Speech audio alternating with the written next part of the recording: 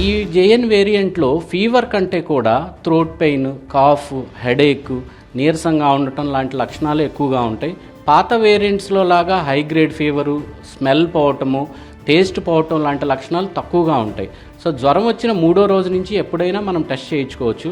RTPCR అంతకుముందు చేసినట్టే దీనికి కూడా అదే ఆర్టీపీసీఆర్లో పాజిటివ్గా వస్తుంది.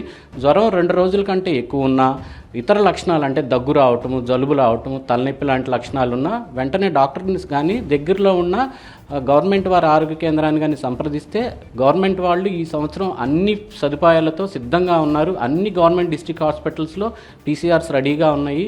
ఎవరికి డౌట్ ఉన్నా వెంటనే వెళ్ళి టెస్ట్ చేయించుకోవచ్చు. 1 రోజు లోపల రిపోర్ట్ వచ్చేస్తుంది.